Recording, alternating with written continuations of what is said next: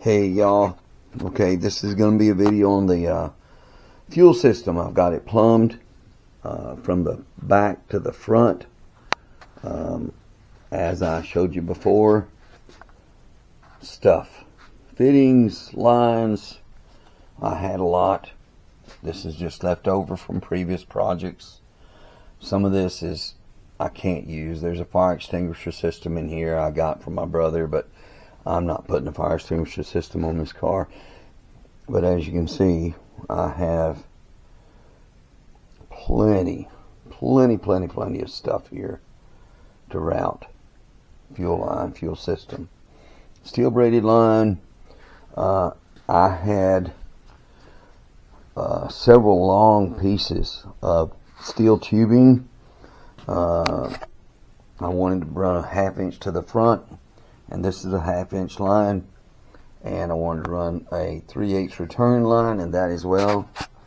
Stainless steel is not as easy to bend and to work with as aluminum, but it is still pliable enough where you can do it. And like I said, I had this, I've been wanting to use it, and I finally used it. I mean, I've had this for, oh my goodness, 30 years. So let me get down here on the floor on my trusty creeper.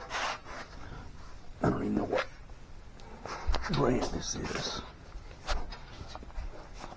And we will scoot around on the ground here. Okay, here's a view. This is not a bad view. Let's go back here. Alright, so this is the fuel pump mounted to the frame, and I've got a line that's going to run from here up to here, which will complete the fuel system install. I've got a 1/2 inch line running this way up over the frame rail, over the housing, and it runs down through here underneath the frame rail and goes to the outside. And this is all steel braided line.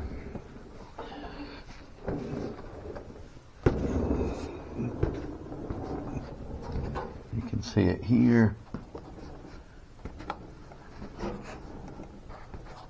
Down frame rail, under the bar, and back up through here up to there. And it took a while. This took a while to install, but it turned out about as good as I would want it to be, I believe. Okay, and let me get up here.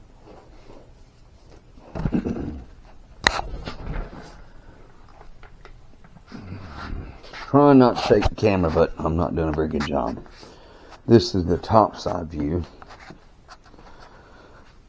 Again, there's a fuel pump in relation to the tank. It'll be constantly wet, being below the level of the tank, which is good. There's the line across the top. Same thing there. I have to work around clearancing around this. I may have to run the anti-roll bar down a little bit closer to the below to keep it away from the fuel system. This is the return. There's the stuff. I want it to be able to clear. Sheet metal be above this. I just want it to be just below it.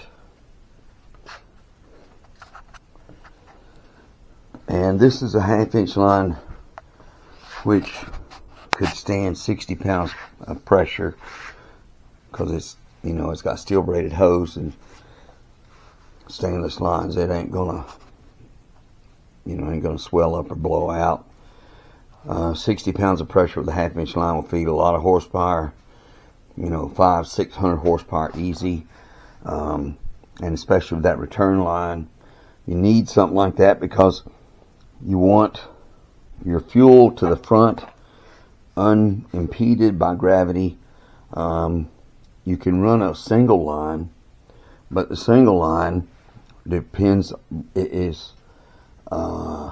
pressure to the front is controlled by a spring in the pressure relief valve in the pump. And so that spring under acceleration sees all the weight of the fuel from the front of the car all the way to the back, and it can release pressure under acceleration. When you run the fuel all the way to the front and return it back, and you just, that pressure relief spring is completely, you replace that with a solid piece to keep the pressure relief valve from releasing. You have the constant flow of fuel from the front to all the way to the front and then back to the regulator, and you don't have the problems with weight pushing back on the relief spring. And I'm also going to start plumbing in the brakes, and the master cylinder, as you can see, is mounted. And I have a, let me go grab that because I got to get it out anyway.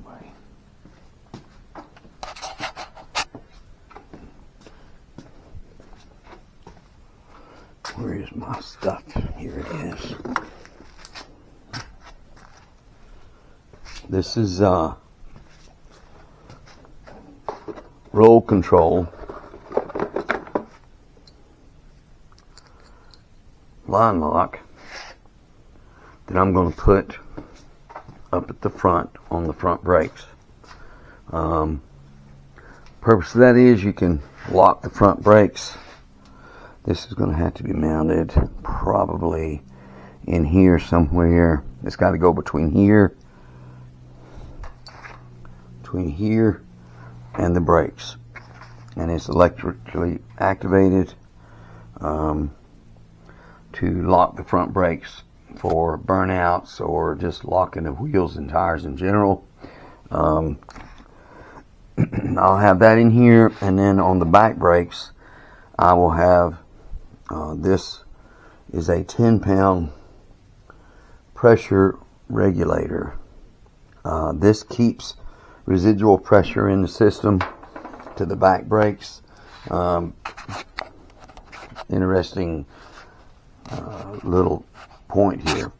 When the master cylinder is above the wheels and above the brakes and your slave cylinders, you have some degree of residual pressure to the brakes. If the master cylinder is mounted below the brakes or even with the brakes, you have to run residual pressure regulators on the front and rear so that when you mash the brake pedal with the master cylinder low, it will backfeed back into your master cylinder. When the master cylinder is above the brakes, that doesn't happen. The gravity in itself and the height of the master above the front brakes and back brakes keeps a residual pressure, and it doesn't backflow back into the master cylinder. You do have to run this with a drum brake either way, because the expansion of the slave cylinder at the drums and the spring pressure for the spring on the brake shoes will pull back when you let off on the brakes, and that'll backfeed back into the master cylinder too. And why is the backfeed so important? Because it creates a gap. It creates a gap between the next time you mash the brake pedal and how long it takes to actuate the slave cylinders on the front and the rear, the disc brakes, calipers, and the drums. And so it gives you like a really weak brake pedal. I mean, I've even had them go all the way to the floor, and that'll give you a pucker moment when you mash the brakes and they go all the way to the floor. So that's why you have to run the regulators. Anyway, that was kind of a long spiel there, but hopefully you understand it. If you have any questions, put them in the column and I'll try to explain them. Anyway, brakes are next. New video coming. Thanks.